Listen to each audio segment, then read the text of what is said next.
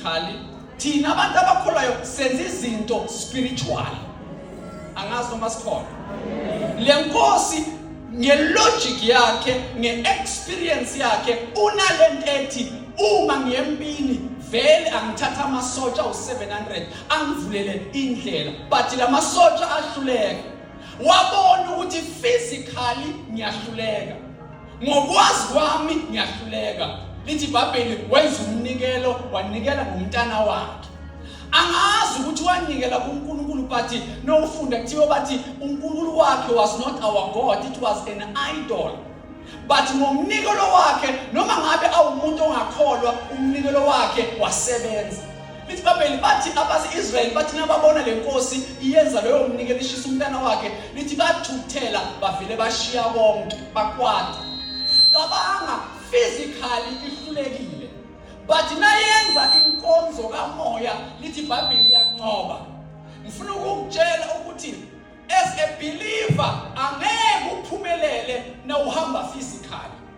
Angeke unqobe kulomhlaba na uhamba physically. Na uyikholwa abantu nabeza physically, ungezi nawe physically iza ngomoya. Uma abantu bakuhlasela physically, ungalwi nabo physically, wena ilwa nabo ngomoya. Abantu bazokuhlasela public, bazolwa nawe public, bakubone ngathi you are defeated public, but wena uvela ubashiye. Hayi ukuthi uhlulekile is because you are going to a private place. Now ungena into a private place, abekho bona bese uyababiza ngamagama.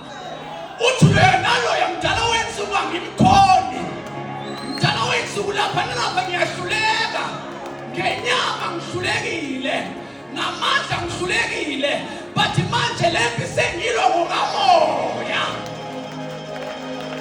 Awuthi fire. Physically uzohluleka, but ngena egiyeni likamoya. Abantu abakwazi ukungena egiyeni likamoya, uthi ubabuke ubone ngathi babuthakathaka, ubone ngathi abanawo amandla.